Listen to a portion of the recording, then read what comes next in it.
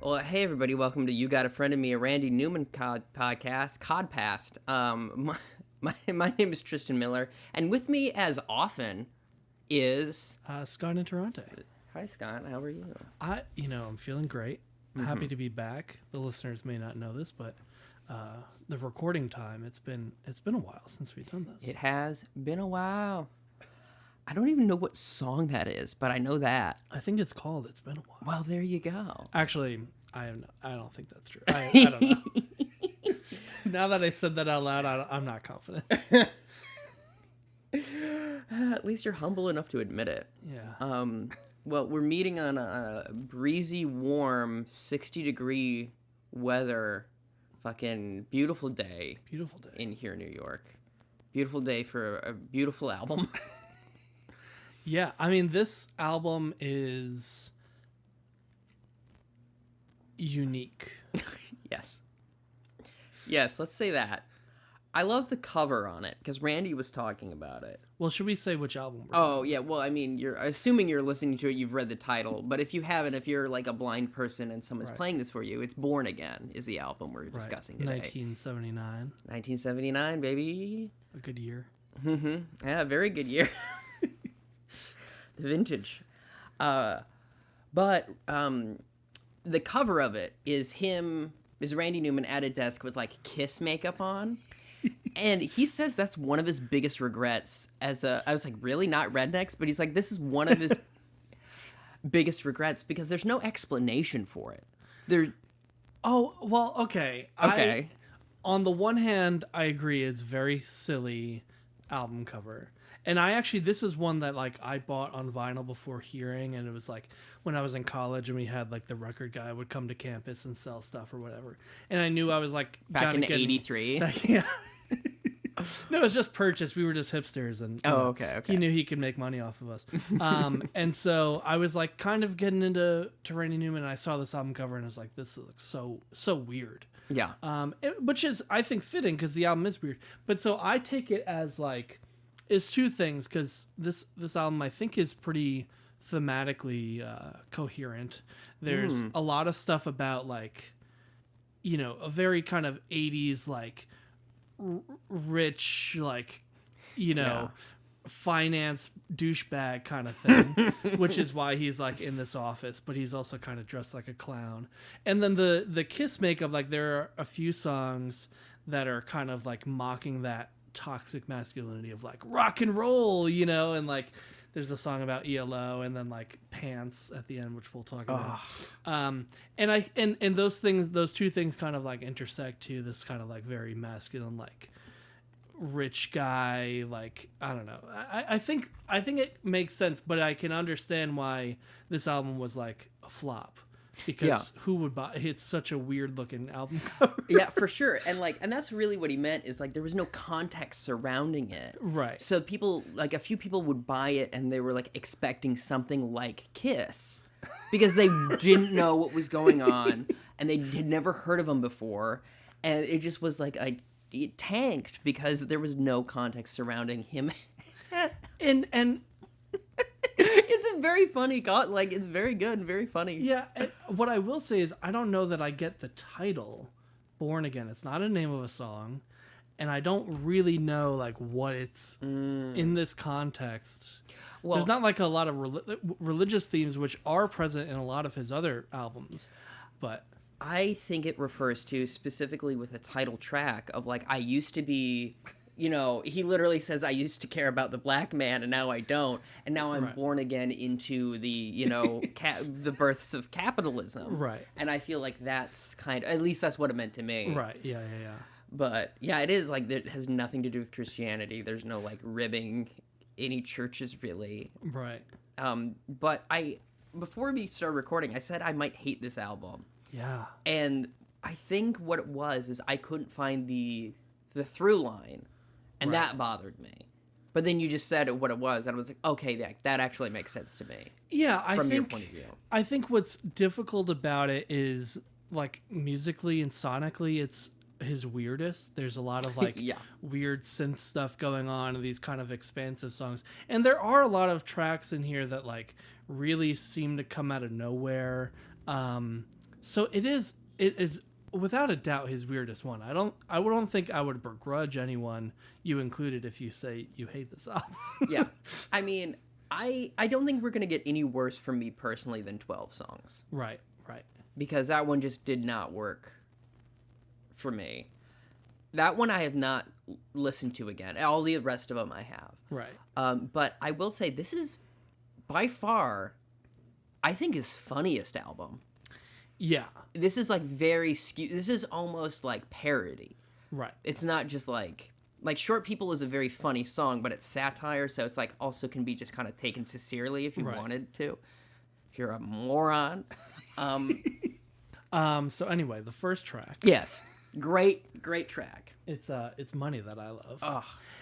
So I was thinking about this earlier today. We've talked about a lot of Randy songs that are from the perspective of characters who are bad or not good people. Yeah. And very often, though, those people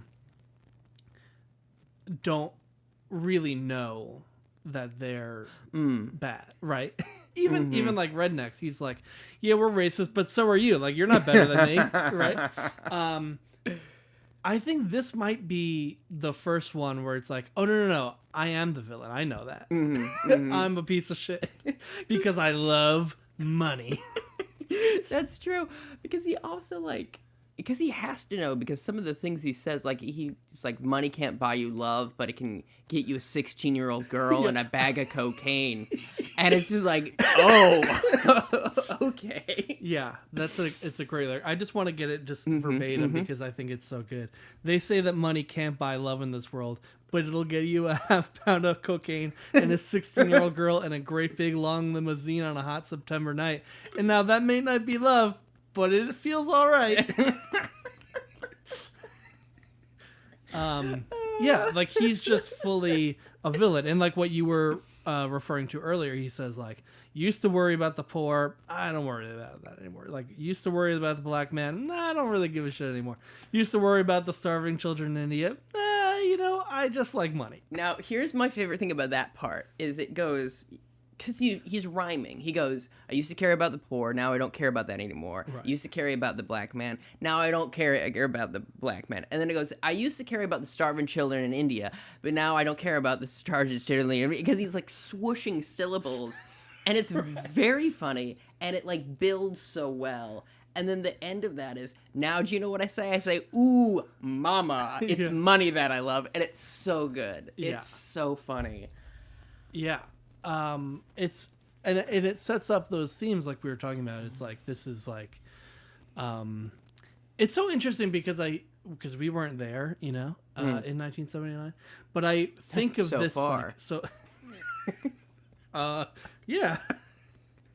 But I think of this caricature of this kind of person as such like an 80s character, but you know how like time is a little fuzzy, and I guess really this character started in the late 70s, but I just think of it so much as like this sort of like Reagan era, like Wolf of Wall Street kind of thing, but I guess that it takes time to build up to that. So even in the 70s we have this guy.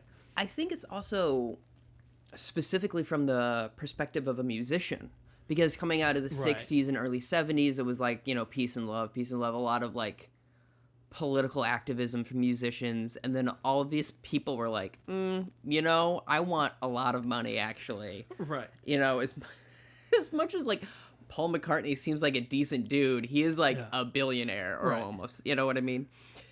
If the Michael Jackson estate would just give him his music back. Right. Well, it's a good transition into the second song. Oh, yes. Which is the story of a rock and roll band. So this is the character, just some guy, telling the story of the band ELO, but incorrectly. Now, I think it might be Randy. Right. I might be like Randy is like trying to remember. Well, it's it's interesting. Again, we weren't there at the time, but like we live in a world now where like we all have like access to Wikipedia and stuff, and like, oh, if you want to know something about this like cool new band you heard, like you could probably find out about it online very quickly. Oh yeah. Whereas like, okay, if you heard this band ELO on the radio, like you don't know shit about these guys. It's just like, oh yeah, they're this band from Birmingham, England, and I think one of them is named Bobby Joe, or like. Just making shit up. Making shit up. But it's great because musically, like, it sounds like an ELO song. It does. But yeah, he's talking about like Johnny played the little violin, and Bobby Joe played the big violin, the one that stands on the floor, the cello. Yeah, yeah. But like, there's no Johnny nor Bobby Joe in the band ELO. No, the question is, does he say Birmingham, England? Because he just says there was, I guess, 5 English lads. Yeah. Because I was like, I feel like a funnier mistake now, not to like try to fix a song, would be if the guy thought it was from Birmingham, Alabama. Right. I think he sort of pronounces it more like you would pronounce Birmingham, Alabama. Yeah, well, but that makes sense. If you could bleed this in with Birmingham, that would be fun. Right. I think another funny part about this is the last verse where he starts listing songs and he says, I love their Mr. Blue Skies. Yes. Which the song is Mr. Blue Sky, but the pluralization of it is very funny. Mr.'s Blue Sky. Like Inspectors General. Yeah. Yeah, this is the only really funny wonderful thing that my ex ever said was the plural of Applebee's is Applesby. Yeah. No, I think the internal pluralization is so funny every time. It's very good. Yeah. It's very rare. I found recently the adding, like mixing up an acronym, like I'll do that ASAP as possible, is I can't remember what comedian said it, but someone else suggested SMH my head, and I'm like, fuck. Yeah. That's very funny. That is good. Anyway, I enjoy it because it's, got a groovy beat. It's very fun. Oh, yeah. It's also Mr. Blue Skies is very funny. And knowing a little bit about ELO Orchestra. Right. I enjoyed it as well because I used to, my parents would listen a lot to that, and that I very much enjoyed. I don't know. It's a weird one. That dun dun dun dun dun is also very good. I mean, it really nails the ELO style. Really great. A+. So, the next song, Pretty Boy. Yes. Oh boy. I just feel troubled by it. Okay, that I don't disagree. It's slow and haunting. Yes. And I guess it's like... Is it because there's an Italian slur in it? Well, there is an Italian slur. Yeah, is that why you're upset? And Interrante? Yeah. So it's some sort of altercation about toxic masculinity going on here. But yeah, one of the characters, and because I'm Italian, I'll say it. Because I'm Irish American, I'll say it. Yeah. The character says, and he looks just like that dancing wop in the movies that we've seen. Now, I assume he's talking about Bob Fosse. Bob Fosse is not Italian, though. Yes, he's not Italian. But he wouldn't know that. What I think it was, see, where my mind went is, he means West Side Story, and he's getting it wrong. Because it could be that, too. Because, like, because this guy's trying to pick a fight, and he's like, okay, you look like, right. ba-da-da-da-da, like, fucking idiot. But where, who's an Italian guy that dances? That's why I was thinking that maybe it has to be Bob Fosse. Because Fosse Fred Astaire is French. He's just some white guy. Yeah, I don't know. You heard it here. There's Italians and whites. Well, it's like, it's like an ethnic white. I know. A pure blood. I get it. But yeah, I don't know. I just find, like, I get that it's satirical in a sense. It's like this, poking fun of the way these like tough guys on the streets talk, and intimidate each other. But it just makes me feel uncomfortable because it's so slow, and it doesn't really have like a lot of good punchlines. It's just like, it's just delivered pretty straight. And so I know that he's making fun of it, but it also just makes me feel bad. Yeah, it does. Yeah, it's because you have empathy for people, and Right. rare, I guess.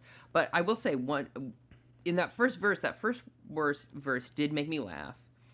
Because number one, it's setting it up. It's like, okay, this is weird, Randy. And then, Right. you get the dancing wop, and I'm like, oh, okay. All right. Right. And then he's with his cute chicken shit boots on, and his cute chicken shit hat, and his cute chicken shit girlfriend riding on in back. Right. As if he's not even letting her, like, drive with him. And I think that's funny, but overall, it's uncomfortable. It's a very uncomfortable song. Because it is so slow. It's very... Because it feels like the actual confrontation you'd be having. Right, right. Yeah, like, have you ever... I'm sure this is the case, where, like, you find yourself in some sort of altercation with, like, a guy who's, like, trying to be tough. Mm-hmm. And, like, I don't mean to denigrate you or speak on your behalf, but I wouldn't describe either of us as, like, the most, like, manly of people. I have a mustache right now. What the fuck are you talking about? And so sometimes, like, you get into those situations where, like, someone's trying to, like, intimidate and, like, out-manly you, and you're like, whoa, like, I want to remove myself from this so quickly, For it's sure. uncomfortable. Yeah, I've definitely been in that situation. When I was living in Brownsville, there was a guy that was following me and my roommate around, like, trying to start some shit. Right. And he and I are both just, like, talking and, like, just, like, trying to not... We needed to lose him before we went back home because we didn't want to know where we lived. And that was a very much an uncomfortable situation, and that reminded me of this. However, I have a bad attitude when it comes to that sort of stuff, and it has gotten me in trouble because the guy will start, like, going, huh, and I'll go, what are we doing? Like, like, I'm just, and I have a bad, it's like, yeah, okay. And I don't know if you know this guy.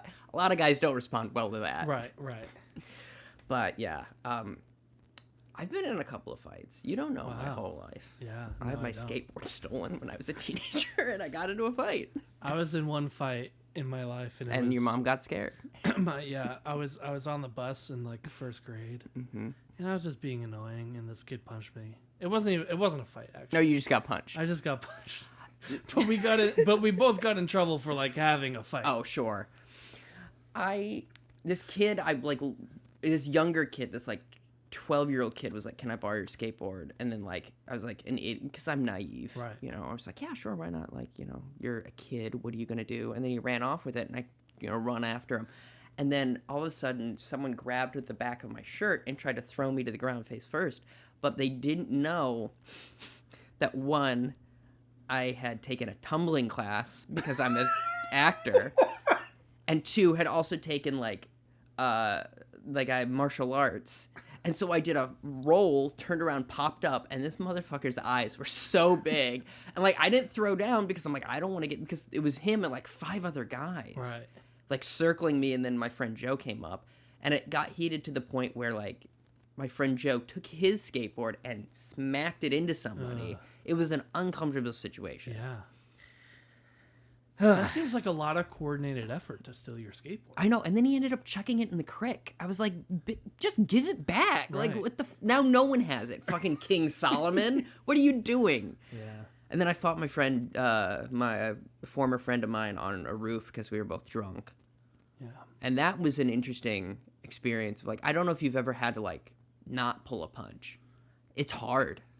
It's really hard to be like, okay, I'm going to hit somebody, but I actually want to hurt them. Right. Psychologically, specifically if you know that person. Right. It's fucked up. It's really... But it lasts exactly this long, I'll tell you. It lasts exactly one punch from the other guy. Because as soon as you get hit full force, you're like, okay, fuck you.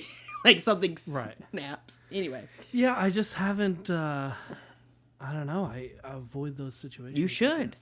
Both of the times, I was a fool. I shouldn't have lent out my skateboard, and I shouldn't have been drunk fighting my friend in the rain on a roof. Like, both of those are bad. Yeah. I used to get the shit kicked out of me all the time, though. Anyway, next song is Mr. Sheep. Love this.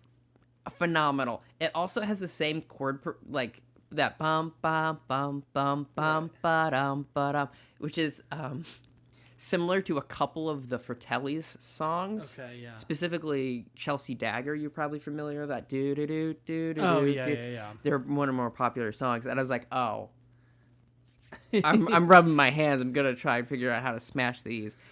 But it's a very fun song. Yeah, this is like, some either like child or teen or hoodlum, who's like making fun of this business guy on the bus or whatever going to work, and he's like calling him a sheep. He's like, "Oh, I bet you have work in your briefcase, right, you Mr. Sheep?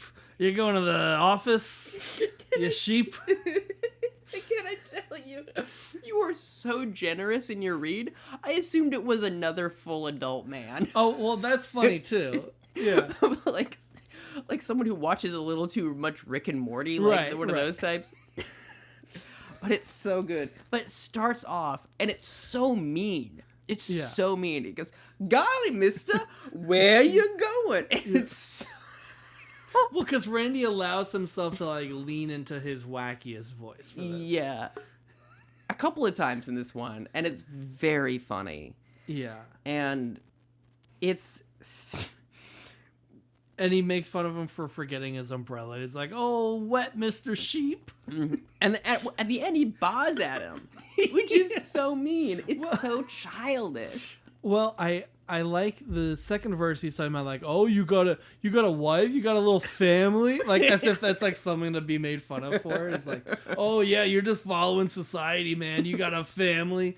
But then he says like, "Oh, maybe you have like a little girlfriend on the side, right?" Mm-hmm. And then. But then he says, "Or maybe you don't have a girlfriend," like, making fun of him for that. "Oh, you can't even cheat on your wife." You sheep. It's so weird. And it's done with this again, that like bum bum bum. It's like it is very childish. Of like it almost feels like carnival music. Yeah. And there's some weird synth in it too. It's a very strange song, but it's very good. And as someone who has like watched all these businessmen go to the subway in the morning, I'm like, you know what? He's not wrong, but he shouldn't say it. Right. It's just like every leftist on Twitter is what this is. Yeah, and it's funny too because on the last verse he says, "Now I don't want to be too mean," as if he has. It's like a little too late for that. But he does say, the world is awful tough, and I know exactly what you mean, but I want you to know exactly how I feel, and the truth is, you're a fucking sheep. Bah! It's so fucking funny.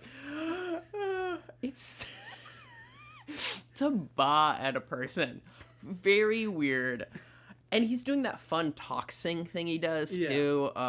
That like. Really starts like in Dark Matter. There's a lot of talk singing, which I enjoy very much from him, but I can understand why people might be put off by it. Yeah, well, as he gets older, Yeah, you don't have the range. Yeah, you just don't. He's playing today in Louisiana for one of their music festivals. I saw that on as of this recording on May 1st. Yeah. So he's still going strong. He's feeling better from his neck injury. Yeah, we're all a little worried. Yeah, that's scary. Yeah. The next one is Ghosts. Okay, this is such a weird song to be on this album because it is really sincere and really sad. I listened to it right before I walked over here and I cried. Oh my gosh. It's this beautiful, first of all, musically, it's one of those piano ballads like a Marie or something, but I think it's more beautiful. I think just the chord progression and everything is really lovely on this. And it's from the perspective of this old man.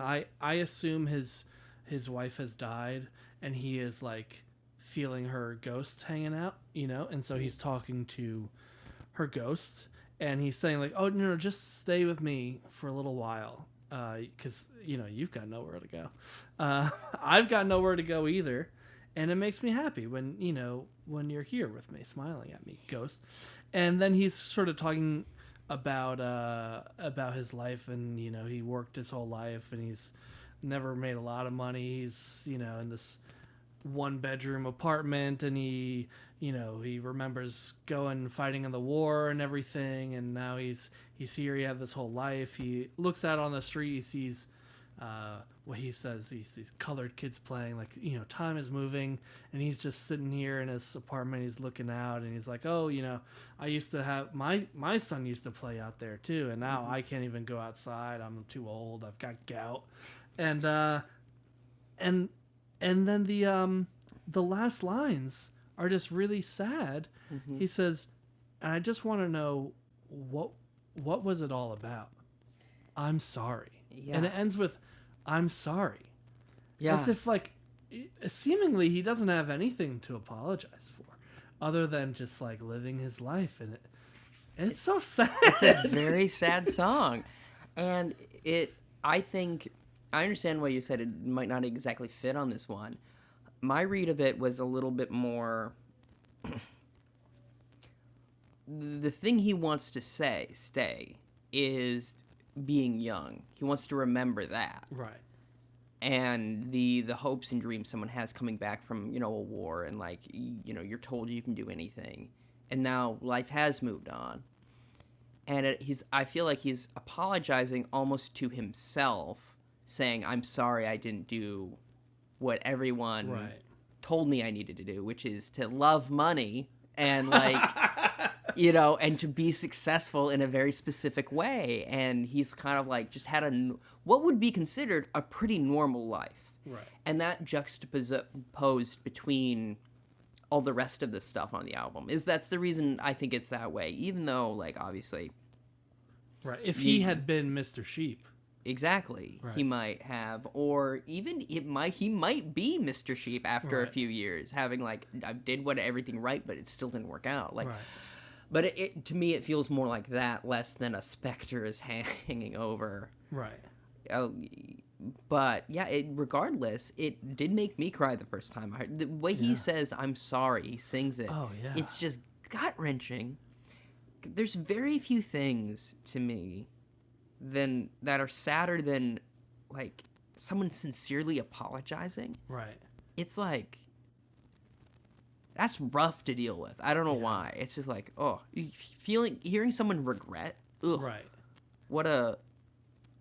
Especially in this kind of context where it's not clear what he's apologizing for. It's just this full expression of, like, regret, you know?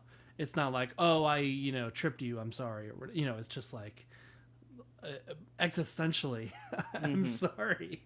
It's rough. Yeah. He goes on and lists a few things. Like, he's like, you work all your life and you end up with nothing. You live in one room like a bum. Once I flew on a plane, and I fought in the war. We lived in a castle. I used to sleep on the floor.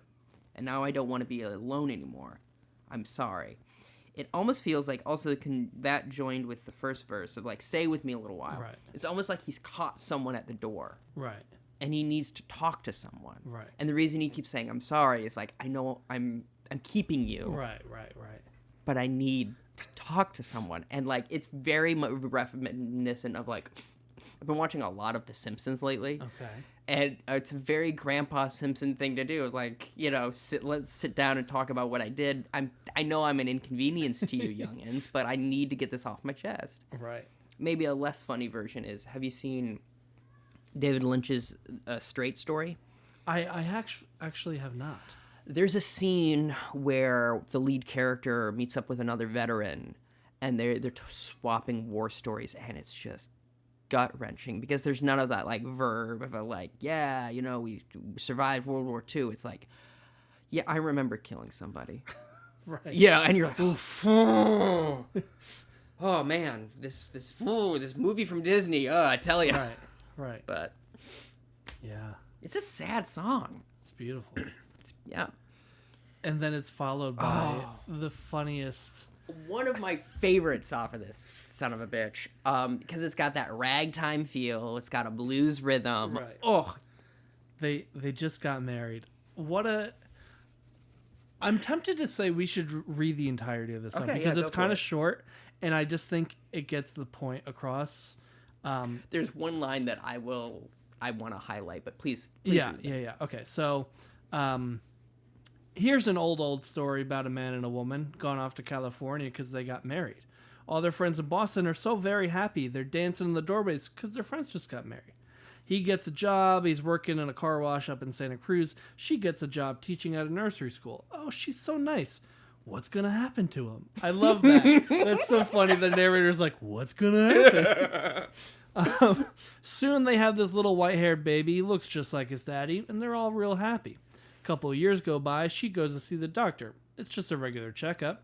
Plus, she thinks she might be pregnant. The way he sings that is so funny because he goes, plus she thinks she might be pregnant. Yeah. It's very, But then right away, and it's so funny because it doesn't, it's the start of a new stanza, but it's like, the way it's sung is sort of just like so thrown off. He says, anyway, she dies. She dies, and he moves down to Los Angeles, meets a foolish young girl with lots of money. Now they're getting married. And then that's the end of the song. No details on how or why she died. She just dies. And then he gets remarried to some rich girl in L.A., and I'm sorry, I'm it's losing money my that I shit. love, you know? Yeah, there's one word that when I heard it for the first time, I had a reaction similar to this, and it's the word anyway. Yeah. Anyway. Yada, yada, yada, she died, you know?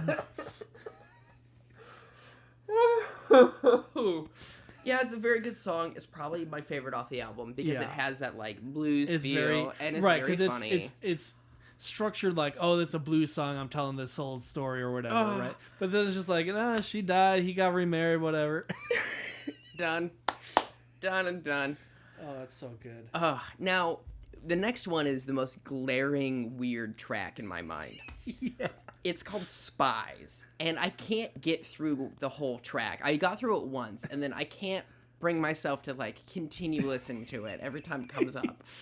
It's not bad. It's just, like, what is happening? Yeah, so first of all, musically, it's got this really, like the kind, it's the kind of like song you would hear in like, oh, it's this like spy TV show or like a Law and Order. It's very like this kind of sexy like bass left hand piano thing, and he's talking about spies, and it's just, to me, it's sort of just like the paranoia of like the Cold War era, right? I mean, the first verse and chorus, he's talking about like, oh, this like woman from Japan, she was sent over to like make sailors fall in love with her, but she's a spy, And then the second verse is like about, oh, this fat Russian guy, he moves to New Mexico and pretends to be a cowboy, but he's a spy, It's so weird. And then there's like that final verse where he says like, if you love this country, and I hope you do, then listen closely to what I have to say to you. They're in the shipyard, they're in the factory, and they might look just like you, they might look just like me, but they're spies. I think it's just like making fun of that kind of paranoia. For sure. And the last line is very funny. It is very good. Because it says spies. Everywhere you go see them, spies. They even got them in Chicago. And that's how the song ends. It's a very, like, thematic. Like, it's almost... I agree, it's annoying to listen to, but it is funny. Yes, I think it's very funny. It's just annoying to listen to. Because it's also, like, again, like, why is this one here? Like, what happened to lead us to this, Randy? Randall, what are you doing? But yeah, it's like, because it's got that spies, and then it has a chorus of women going, spies! Right. It's so... And the thing I think of is Mad Magazine. Oh, yeah. Spy versus Spy. Right. Which I think is also a very similar reaction of like, hey, remember... Right. Turn into Norm Macdonald there for a second. Hey, you remember... oh, rest in peace. Rip to a real one. Girls in My Life Part 1 is the next track. I think this is also so funny. It is a very good... in one of the documentaries I watched about Randy, I think it's called Unfortunately I Am Randy Newman. He talks about this of like, well, all my songs are about losers. And sometimes there's a line in here that's like, I met this girl and we had a real nice conversation. Right. And so he goes, sometimes an audience won't get that that's like all it is. Right, they think it's like an innuendo. Like, Yeah. oh yeah, we had a nice conversation. But it's not. But it's not. My favorite part. Okay, we should probably just go line by line, right? Okay, yeah. So this is about a guy who's sort of bragging about his like conquests, his sexual pursuits or his dealings with women. Except he doesn't have any. Yeah, he's a fucking schmendrick and he doesn't know what he's doing. You're right. The first girl he describes, which he describes as a little girl. Yeah, about 5'2" with the cutest little feet. Is this him trying to make up for short people? Maybe. Made my heart go tweet, tweet, tweet. Quite a pleasant disposition. Right, and now if we just stay there, again, he says nothing about like, oh, and I had this torrid affair with her. It's just some girl. Maybe he just barely knew her. Like, there's no... Can I tell you, I also feel like with was a little girl, I almost feel like it's when he was a young kid, too. And they're both, like, little kids. I think so. And he's like, ugh, I think so, because there's later a line about him being with his parents, and then later, he goes to college. So I think we're sort of progressing. I think you're right. He's a child. Yeah. He's talking about, like, oh, yeah, I had this girlfriend when I was in 5th grade, except... Well, so I asked her out via. You remember you used to make like those like paper footballs or something? Did you guys? I know what you're talking about. Like a little folded. Yeah, I didn't experience that till high school because I was homeschooled. Okay. Oh, right. But so thus illiterate. So I asked this girl out via one of those little footballs. She said yes, and then we proceeded to never speak to each other again. Yes. That's what this might be. Like, oh yeah, there's this girl in my class, and we were like going out, but they weren't. Yeah, for sure. But so then he talks about this pretty young French girl who he met on Las Vegas when he was there with his parents. Which I love. Whom I met in Las Vegas when I was there with my parents, had a real nice conversation. Right, and again, just like in Billy Madison. No, I've never seen the film. Oh my gosh! But describe the scene anyway. Okay, so Chris Farley plays a bus driver. Okay, and the whole time he's like, "Oh, that Veronica Vaughn, her and I, we blah blah blah," and Adam Sandler's character is like, "No, you didn't," and he's like, "Yeah, but you can imagine what it'd be like if I did." Right? Sure. It's like that. I was like, we had a nice conversation. Oh, you mean you slept together?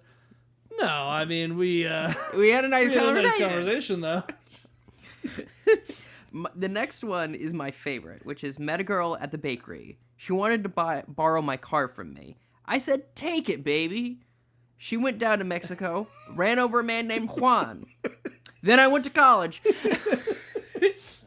fact that like you are stupid enough to give a car away, right? Schmuck, and then also for her to go to Mexico illegal to kill a man, like she needed to borrow a car to kill someone she hated, and you just let that happen. Yeah, and he lists that as one of his accomplishments with women. Chef's kiss, so good. And then he goes to college. He meets this girl who lives in a sorority house across from the school. We got a real fine education. Again, not an innuendo.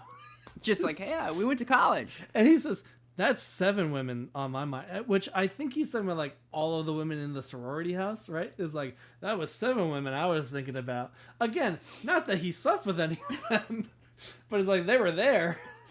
And he goes, now I'm married, a very lovely wife, 3 cute little boys, so nice. And that's just the story of half the girls in my life. So good. So good. Is there a part 2? I don't know. No, that's what's funny. Genius. Right, because it's like, oh yeah, I have so many women. This is just part 1. You just wait, buddy. You wait till you hear these other stories. So good. Then we get half a man, which is like... Look, it was a different time. It's problematic now, but it's also weirdly transpositive in a way. But it's just, again, the language. It uses some language, and it's very much like, in a way, at the time, it's probably seen as very progressive. This like cis straight guy writing this song about this, but like, yeah, maybe like if it were coming from a queer person, it'd be written a little differently. Yes, I think that is a good way of putting it. But the general consensus is that he finds what seems to be a trans sex worker, right, and is upset at first, and then talks to them and goes, "Oh wow, that's actually not so bad." And then like, "Oh wait, oh no, I feel this way." Right. And I think that's actually kind of wonderful, like in a weird way of like that fear you have a lot of the time is a reflection of you not allowing yourself right to feel things fully, whether it's this issue, being gay, or even just like getting upset at people who like certain things as well. I know there's a lot of that. Right. Or also, if you see a happy person and if that makes you angry, it's probably because you're right. not letting yourself be happy. Right. Yeah. So yeah, this is very much like, was going to be a gay bashing, and then turned out into the gay basher realizing things about himself. Yeah. The last line is very funny though, which is, "Oh Lord, what a drag." Very fun. Yes. Little pun to end it on, so you know that it's not too serious. Yeah. And again, like, I think if a queer or trans person were writing this song today, they might not use the phrase "half a man." Probably not. Just hazarding a guess here. Right. But again, I think it's coming from a good place. I think it is. And again, when you brought up the album entirely, it's an explanation of like toxic masculinity, and I think this is one of the things that he's like, right. Hey, have empathy for people, and then calm down. But what's another thing? Just a bigger picture about the album, and this was true with Little Criminals too. Is his stories are becoming, these are more like urban stories. Previously it was a lot of like rural people that he was writing these songs about, and now we're getting these sort of like urban, and in this case like a lot of like wealthier urban people, because even on Little Criminals it was still like a lot of like focused on poor working class people. And then this album is really shifting what he's singing about, who he's singing about. Yeah.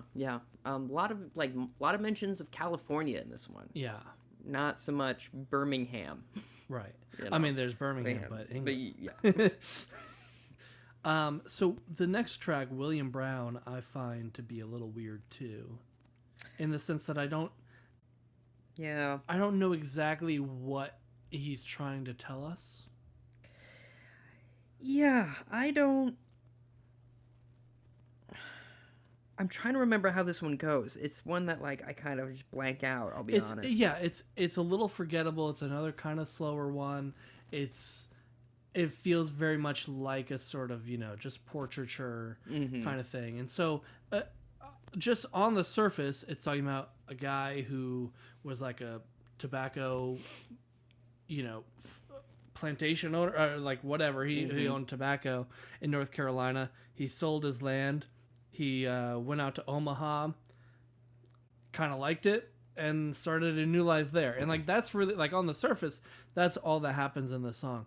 What I'm tempted to say it's trying to say is a little bit about this kind of like class thing, right? Where like, okay, this is like a rich guy who owned these tobacco fields in North Carolina. He's able to sell them, move wherever he wants, and start a whole new life. He talks about like, I'm going to set up this business that'll run itself. I don't have to do anything. I'm going to bring my family out here, build this nice house on the river or whatever.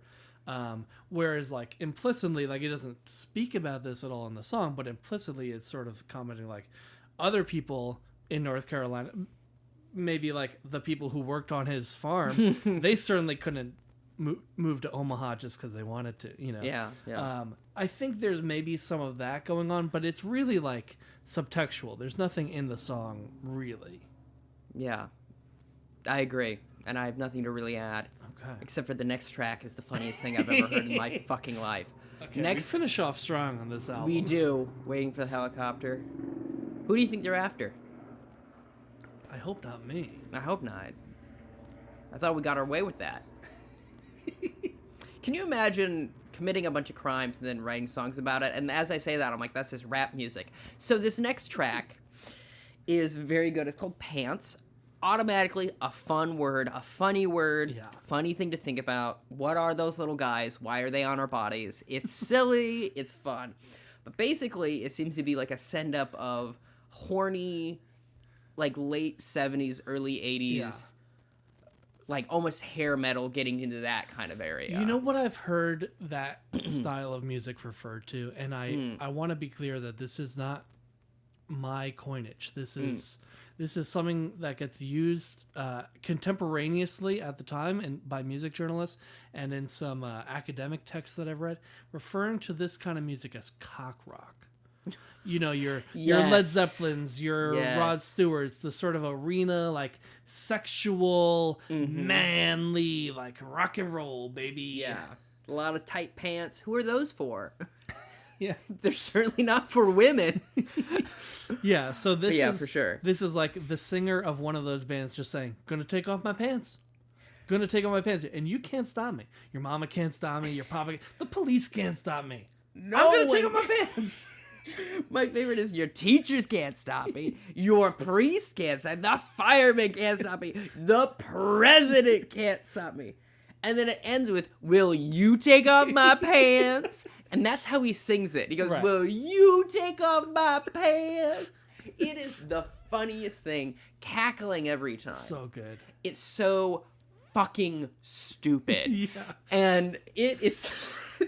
Because that is exactly what those songs sound like. Yeah. Oh, it's too funny. Strong beginning, strong end. Yeah. He knows how to do that. I think musically in one of like the instrumental sections of this song, after he like talking about the president can't stop me or whatever, it goes into this kind of instrumental thing, and it repeats the motif from the story of the rock and roll band. Yes, it does. And so it's sort of like tying those two things in, which ELO isn't really like this kind of band, but I think it's still like, it's this very showy, bombastic, you know, high production value with all these like, you know, spaceships and laser lights and whatever, you know. And so I think he's sort of tying them together like that. But yeah, it's so funny. It feels so funny. like a Spinal Tap song. Oh, sure. Like, yeah. It also feels like something a 18-year-old would write sincerely. Does that make sense? It again, also just the word pants is very so funny. Yeah. Just because it's got that flow fit, like it. Yeah, it's so good, and it's so. When Randy, like, sings sexually in quotation marks, it's very funny because he knows that he's not like a sexual person. He at one point refers to him as a froggish man to himself. He knows what's going on. So when he's like, "Will you take off my pants?" It's like juvenile. It's silly. It's so funny. It's so good. You've seen School of Rock? Oh yeah, for sure. Okay, so the band that like Jack Black leaves and it gets replaced by that guy named Snake or whatever. Yeah. That's like that's the kind this is the kind of song that they would sing. You know? For sure. Now I want to hear Jack Black cover Pants. Oh, so good. Ugh. If I can convince him, I will. If I can track him down. Up. Yeah, just hit him up. Be like, "Hey man, we got to do this thing." He would be great. I'm sure he loves Randy Newman. He's got to. He's gotta. Jack, if you're out there, Jackie boy, give us a call. I would like that. See, here's the tricky thing, and like, I know people who know him, and I'm like, oh, can I? Why would I use that favor for this? Is the it's like, this must mean a lot to you. I don't know. So I was gonna say, what do you rate the album? We don't do that on this program. We don't. I mean, we could. Well, like, what do you? I mean, last time I was like, what's your favorite so far? Is it still Sail Away? I think probably, yeah. Okay. Certainly not this one. It's not this one, but I will say, I think I enjoy it more than you do. Going through the songs now. Right. I like them a lot. What I think it is this. I've listened to this album back to back about 5 times, maybe Right. 6, and I think I just can't do that ever again. Right. And this is, I'll also say, when it's Money That I Love starts playing, I lose my mind. I like start dancing. It's great. So good. Same with They Got Married. I'm Oh, like, yeah. I literally, ear to ear, I was smiling listening to the thing. It's so good. It's right up my alley. And then Pants, obviously. So it's like, I think if we Yeah. could just take off Pretty Boy and or Spies, I think it'd be great. yeah, I think those are the 2 weakest links, and they do come in it the just middle. drags it down. It does, but overall, fun. Again, I think it's one of his funniest albums. Yeah. It's like clearly going for being funny in a way that like Good Old Boys is like snide, but Marie's still on it. You know what I mean? Right. So, Yeah. I think it's what's his name? Go ahead. I think it's pretty good. Yeah. And now, now we're entering the 80s, Yeah, we are. and who knows what that will bring us. I'll tell you what the first thing it'll bring us is Trouble in Paradise. Yeah. I love LA. I love LA. He has so many songs that are just titles. The titles are just cities. Yeah. And there's a couple of good ones in this one. Also, we have to make a decision. Not necessarily now. There's also, before that, is Ragtime, the soundtrack. Are we going to even bother with that? I don't know what that would bring us. Right? I don't think it'd bring me any joy. Unless it's something like, Toy Story. Right. Where we should, probably talk about it. I'm still... The one thing I want to say about Ragtime is that I have a distant relative, maybe a 5th cousin or something, 4th cousin, 3rd removed. I don't know how it works. Also named Scott Interrante, Oh. who is a magician, Uh-huh. and as a 18-ish-year-old was cast in the Ragtime movie to recreate Harry Houdini stunts. Oh. I've never met this man. Everything I know about him, he seems like kind of an asshole. Definitely. And he's a definitely voted for Trump. magician, you say? And he's a magician. This is true. I've talked about this before on TikTok and stuff, but this is totally true. I'm gonna pull up his Wikipedia, and I hope it's still there because it's so funny. This line that someone added to his Wikipedia that has not been taken off. Oh no! Someone took it off? It's gone. It used to say, just like in his bio, I booked Scott Interrante for a party and he canceled without warning because of the rain. Never hire him. That was just on his for years. That was on his Wikipedia page. And you talked about it on TikTok, and then he saw it because of I think TikTok. it must have, yeah. But that's so funny. Putting a Yelp review In someone's TikTok in their Wikipedia bio. Oh, it's so good. I mean, he's also I want to just acknowledge though in a moment. He's done a lot of movie soundtracks, far more than just the Disney stuff, and he did it for Meet the Fockers, Leatherheads. It's Marriage Story recently, which is a great score. Yeah, Awakenings, which is one of my favorite films with Robert De Niro and Robin Williams. It's not my favorite with those two in it because they were only in the one together. No, they were also in, I believe, Big Wedding together, which is unfortunate. That feels right. It does feel right. And that was the career point for both of them, where they were both in Big Wedding starring Topher Grace. In any event, we got Trouble in Paradise next with the most Randy has ever looked like me in the in the album cover. Yeah. So you can be found at Interrante Scott on Twitter and TikTok. That's true. And you could check out my podcast. This is the greatest song I've ever heard in my entire life. Mm-hmm. I talk about short people. It's the first episode. Episode 1, baby. Yeah, I got on the ground floor. Yeah. And you can find that on social media, Great Song Pod, GR number 8 Song Pod. Or, find the podcast, whatever. Whatever, you figure it out. You figure it out. You can find me wherever fine Tristans are sold. You probably know who I am if you're listening to this. And if you don't, thank you. What? I'm so embarrassed. Oh my gosh. Follow me on Twitter at Tristan J. Miller 1. Maybe not that one anymore. We'll see if Twitter's around by the time this comes out. Fucking. Anyway. Spies.